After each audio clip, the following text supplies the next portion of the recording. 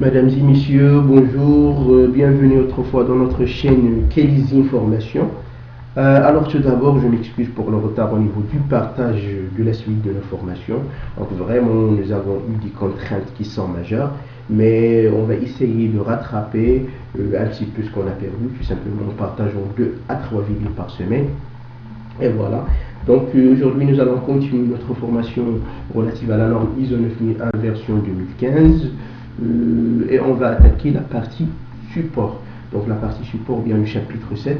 Donc ce chapitre, je vais essayer de le détailler sous forme de 2 à 3 vidéos, bien sûr, afin d'éviter des vidéos qui sont un peu longues. Donc voilà.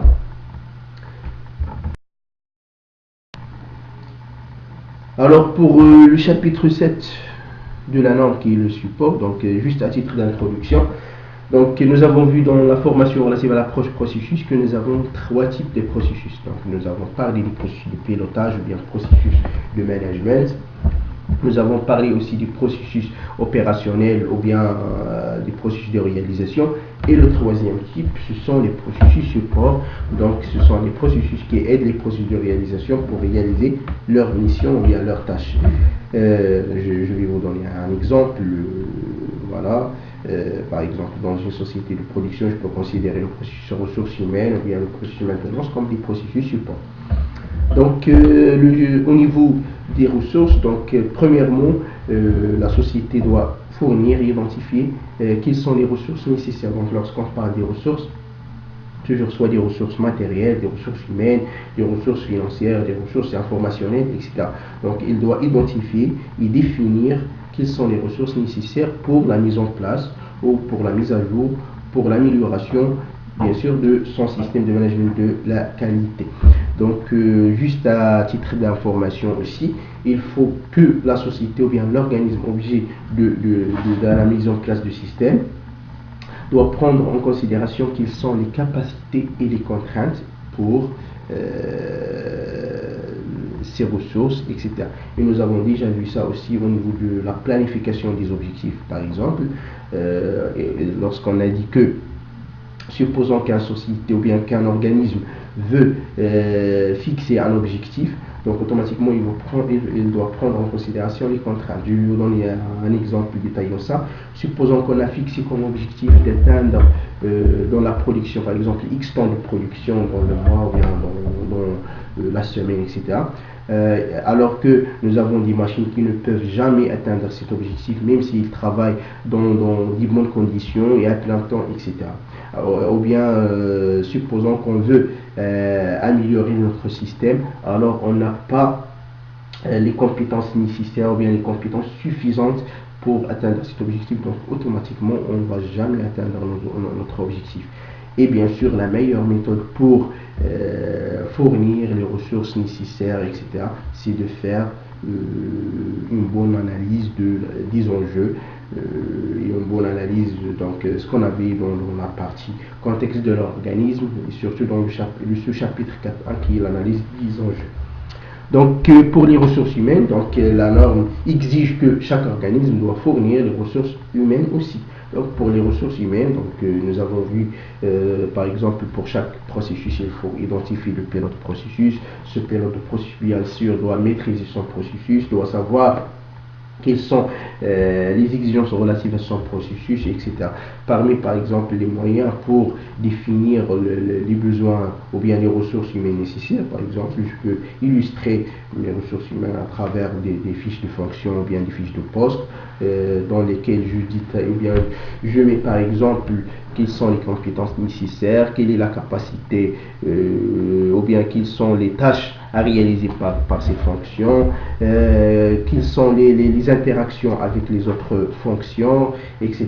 Quelle est la hiérarchie, par exemple, etc. Je peux utiliser aussi tout ce qui est organigramme, etc. Donc pour bien gérer ou bien pour bien déterminer quelles sont les ressources nécessaires pour le bon fonctionnement de notre système de management de la qualité.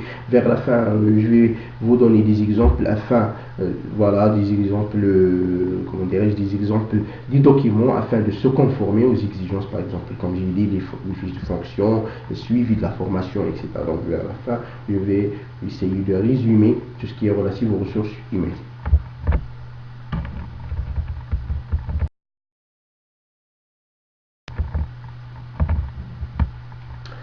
Deuxième chose, donc toujours relative aux ressources, on doit parler des infrastructures. Donc la norme aussi, il a parlé de tout ce qui est infrastructure. Et lorsqu'on parle des infrastructures, donc la norme dit ou bien exige qu'on doit maintenir et fournir cette infrastructure. Et pour l'infrastructure, non seulement les locaux, mais il y a aussi tout ce qui est matériel, comme les machines, les logiciels, etc. Il y a aussi les moyens de transport. Par exemple, supposons qu'on a des camions de transport, des transpalettes, des clars, etc. Donc on doit toujours gérer ces ressources matérielles. Il y a aussi tout ce qui est technologique pour le bon fonctionnement et la communication des informations, etc. Je vais essayer aussi de mettre ou bien de détailler quelques documents relatifs à l'infrastructure afin de se conformer aux exigences. Surtout, je vais essayer de détailler pour la partie maintenance, comment se conformer bien sûr en rédigeant soit des procédures relatives à la maintenance corrective, la maintenance préventive, des enregistrements, quels sont les KPI ou bien les indicateurs de performance pour se conformer à la partie infrastructure. Alors pour l'environnement aussi, donc l'environnement pour la mise en œuvre des processus, donc aussi la norme exige que l'organisme doit fournir et déterminer l'environnement nécessaire à la mise en œuvre de ces processus et à l'obtention de la conformité des produits et services. Lorsqu'on parle de l'environnement, soit l'environnement physique, l'environnement psychologique, c'est-à-dire supposons qu'on a des opérateurs de production, donc l'organisme doit fournir un bon environnement, donc avec des conditions de sécurité, des conditions de motivation, etc. Ou bien je vais vous donner un autre exemple. Supposons qu'on a, ou bien qu'on fabrique un produit, on réalise des tests dans un laboratoire. Donc il faut prendre en considération quelles sont les conditions de réalisation des essais, c'est-à-dire il faut avoir un laboratoire avec des conditions, par exemple, de température ambiante, de pression ambiante, etc. Donc ça c'est relatif à l'environnement pour la mise en œuvre des processus, ou bien tout simplement un environnement qui peut impacter notre système de management de la qualité ou bien nos produits, donc tout ce qui est ou bien tout qui peut influencer positivement ou négativement sur notre produit, il faut toujours le prendre en considération. La même chose pour l'environnement, je vais vous donner vers la fin donc un exemple ou bien une liste des documents pour se conformer à ces exigences. Et bien sûr, il faut que je mentionne que ce ne sont pas des exemples qui sont standards, mais juste des propositions, parce que je sais bien que la majorité de vous, donc ils trouvent des difficultés pour pratiquer chaque exigence, bien sûr. Donc voilà.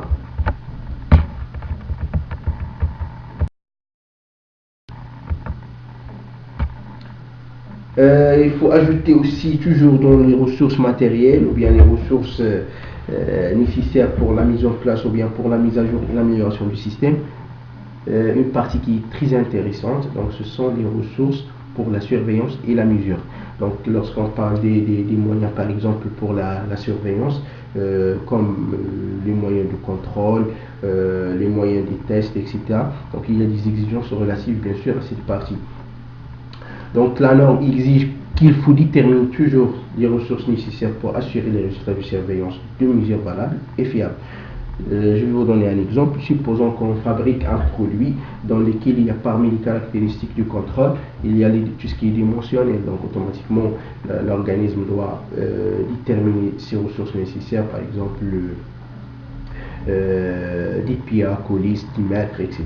Ou bien supposons qu'on fabrique des produits et on réalise des tests ou bien du contrôle du poids, automatiquement on doit fournir des balances et des moyens de contrôle bien sûr Juste, il faut ajouter aussi que il faut toujours prendre en considération soit les caractéristiques techniques définies par la norme d'un produit ou bien par le client, et aussi les caractéristiques techniques qui sont jugées nécessaires pour l'organisme. Donc voilà, il faut ajouter qu'on doit conserver des informations documentées appropriées qui démontrent que ces ressources matérielles ou bien ces ressources de surveillance et de mesure, elles sont adéquates, elles sont en bon fonctionnement, etc. Et on va voir ça donc, dans ce qui suit, donc tout ce qui est relatif à l'étalonnage, à la vérification et tout ça.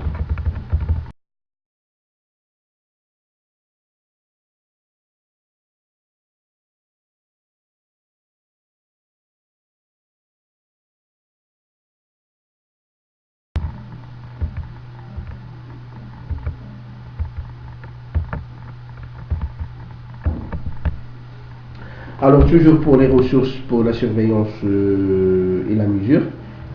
Donc voilà, c'est un extrait de la norme. Donc lorsque la traçabilité de la mesure est une exigence légale ou réglementaire, bien une attente des clients ou des parties intéressées pertinentes, ou lorsqu'elle est considérée par l'organisme comme un élément essentiel visant à donner confiance dans la validité des résultats de mesure. Donc les instruments de mesure doivent être. Donc avant de voir ces caractéristiques ou bien les exigences relatives à ces instruments de mesure, donc comme j'ai dit, donc ces instruments ou bien soit par exemple soit la caractéristique ou bien la traçabilité est une nécessité d'une exigence réglementaire, par exemple un produit ou bien une norme de produit, ou bien soit est une exigence ou attente d'une partie intéressée ou bien d'un client, etc. Ou bien lorsqu'il est considéré comme une exigence ou bien comme une nécessité de l'organisme. Et j'ai déjà donné l'exemple du poids. Par exemple, lorsqu'on parle de fabrication d'un article, je prends n'importe quel domaine, par exemple le domaine de la chirurgie. Donc, le fait de contrôler le poids, donc c'est pas une nécessité d'une exigence légale ou réglementaire. C'est pas et ce peut être une attente du client. Et ce peut être aussi une exigence de la société, parce que la société ou bien l'organisme, ils vendent du poids. Donc, automatiquement, il faut contrôler le poids, qui peut influencer tout simplement sur son prix de revient, etc. Donc voilà. Alors dans ce cas-là, donc ces instruments doivent être vérifiés ou étalonnés à un intervalle spécifique. Donc c'est-à-dire il faut avoir ou bien il faut étalonner ces instruments. Généralement l'étalonnage peut se faire annuellement ou deux fois par an, je ne sais pas, donc ça dépend à la sensibilité de l'instrument. Par rapport à, ou bien on peut faire aussi la vérification, soit la vérification en interne en utilisant des étalons aussi, c'est-à-dire je peux prendre par exemple le cas d'une balance. Supposons qu'on étalonne notre balance par exemple une fois par an, mais une fois par an ça ne montre pas que tout le temps ou bien pendant une année donc la balance est toujours fiable, etc. C'est pour ça qu'on peut acheter des étalons et les étalonner aussi. Et ensuite, on réalise tout simplement la vérification avec aussi une fréquence, ou bien à chaque vérification, ou bien à chaque utilisation, etc. Donc voilà. Lorsque tel étalon n'existe pas, la référence utilisée pour l'étalonnage ou la vérification doit être conservée sous forme d'information documentée. Donc voilà, après l'étalonnage, bien sûr, il faut que l'information d'étalonnage doit être documentée sous forme d'un rapport d'étalonnage, d'un certificat d'étalonnage par un organisme qui est accrédité, ou bien un organisme qui est habilité, ou bien qui a le droit de faire l'étalonnage. Et bien sûr, on peut demander auprès de cet organisme un certificat d'étalonnage et aussi une attestation qui montre que c'est un organisme qui peut faire l'étalonnage selon les normes, etc. Et dans le cas où on a un instrument qu'on ne peut pas l'étalonner, il faut toujours aussi avoir une information documentée qui montre aussi qu'on n'a pas des étalons ou bien qu'on n'a pas vérifié ou bien qu'on n'a pas les moyens pour vérifier et étalonner cet organisme. Deuxièmement, il faut identifier afin de pouvoir déterminer la validité de notre étalonnage. tout simplement après l'étalonnage. Donc chaque instrument, sur chaque instrument, on trouve une étiquette qui montre qu'il est l'organisme d'étalonnage, quelle est la date de validité, ou bien sûr la date d'étalonnage et la date de la prochaine étalonnage. Généralement, ça c'est réalisé par l'organisme d'étalonnage. Voilà. Il faut protéger aussi contre les réglages, les dommages ou les détériorations susceptibles d'invalider l'étalonnage et les résultats de mesures ultérieures. Je vais vous donner un exemple. Supposons qu'on a étalonné toujours un instrument comme balance, je ne sais pas, il faut toujours le mettre dans de bonnes conditions afin de le protéger de tout ce qui est des réglages, etc., qui peut influencer sur les résultats d'étalonnage. Supposons par exemple, surtout pour les balances avec une grande précision, il faut le mettre dans une table ou je sais pas, pour éviter tout mouvement qui peut impacter cet instrument. Il faut ajouter aussi une chose qui est très importante: lorsqu'on a un instrument qui est défectueux ou bien qui n'est pas vérifié, n'est pas étalonné, il faut l'identifier en mettant par exemple que c'est un instrument hors service, etc., afin d'éviter son utilisation et tout simplement éviter l'impact sur le contrôle de notre produit, etc. Je vais essayer aussi dans ce diapo, bien vers la fin, de vous dire quels sont les documents pour se conformer, donc des propositions pour se conformer à ces exigences relatives aux ressources de la surveillance et de la mesure.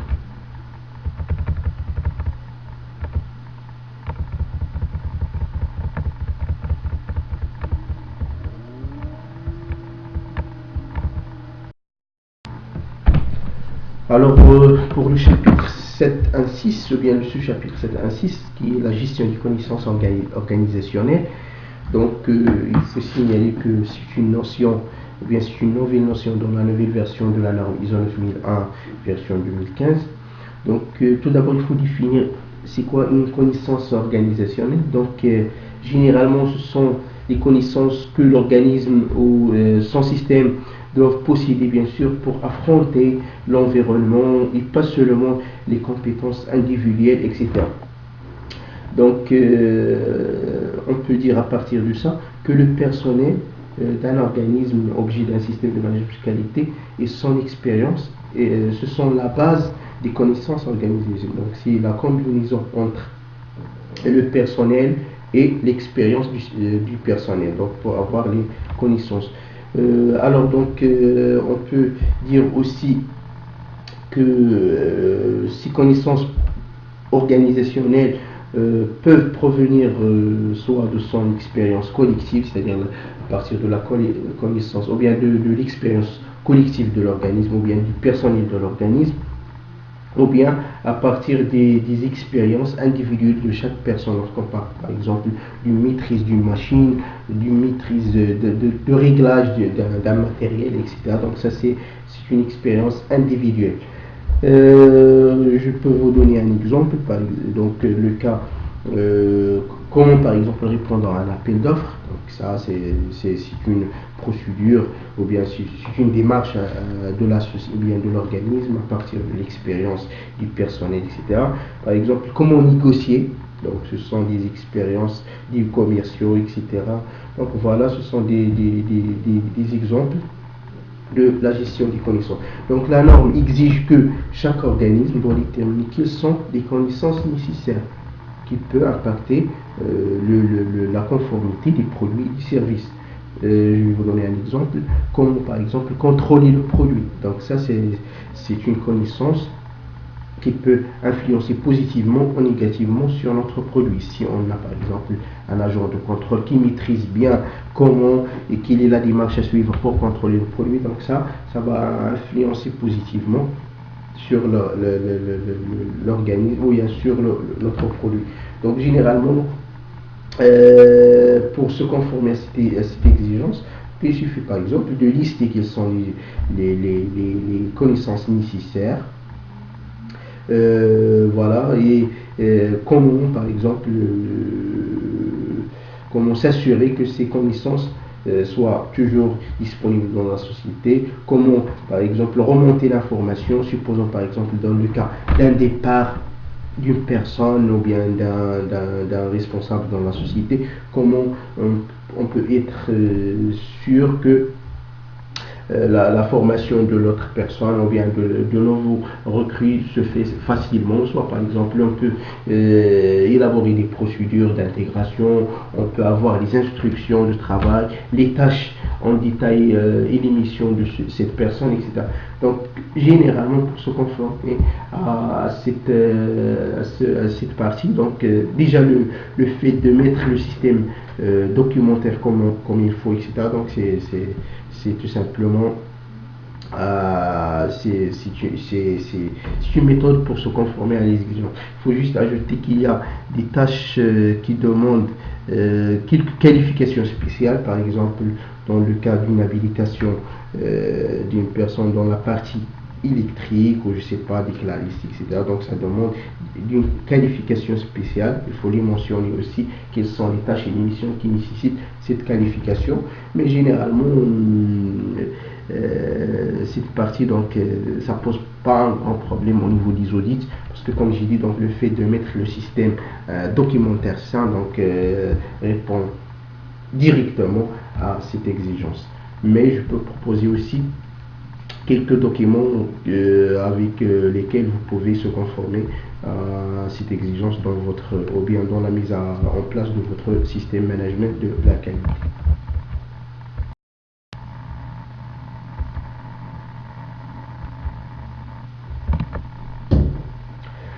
Donc vers la fin, donc, je vais essayer de vous donner des exemples et des propositions des documents pour se conformer aux exigences relatives au chapitre 7.1 qui est les ressources. Mais généralement, il faut que vous sachiez que ce ne sont pas des exemples standards, ce sont juste des propositions. Donc, parce que je sais bien, comme j'ai dit, donc, la difficulté de mettre les exigences sur terrain. Donc en commençant par exemple pour les ressources humaines, donc vous pouvez utiliser les fiches de fonction, les fiches de poste, les plannings de formation, l'évaluation de formation à froid, à chaud, les dossiers personnels, etc. Donc ce sont des documents avec lesquels vous pouvez se conformer à la partie ressources humaines. On va voir quelques autres documents dans les chapitres qui suivent. Pour la gestion des connaissances aussi, le fait de mettre les instructions de travail, des modes opératoires, des procédures, des programmes d'intégration, la formation aussi, des plans de formation, etc. Donc ce sont aussi des documents avec lesquels vous pouvez utiliser, donc vous pouvez l'utiliser pour se conformer à ces exigences. Pour les ressources matérielles surtout, tout ce qui est maintenance, donc vous pouvez rédiger comme procédure de maintenance préventive, procédure de maintenance corrective, des enregistrements d'intervention, des plannings de maintenance préventive, des checklists des interventions nécessaires ou bien des vérifications nécessaires pour la maintenance préventive, etc. Pour les instruments de mesure, donc il suffit par exemple de mettre des plannings d'étalonnage, des plannings de vérification, certificat d'étalonnage, enregistrement des valeurs de vérification. Il se peut de demander l'attestation, comme j'ai dit, l'attestation d'étalonnage auprès du prestataire d'étalonnage, etc. Donc si vous utilisez ces documents, ce sont généralement, donc vous pouvez dire que vous êtes conforme aux exigences relatives aux ressources. Donc si vous avez besoin de plus de détails, je peux faire une vidéo par exemple des détails comment faire pour élaborer par exemple les documents de maintenance, les plannings d'étalonnage, etc. Donc ce seront des exemples réels bien sûr. Et voilà, donc c'est ça. Alors vers la fin, donc je vous remercie pour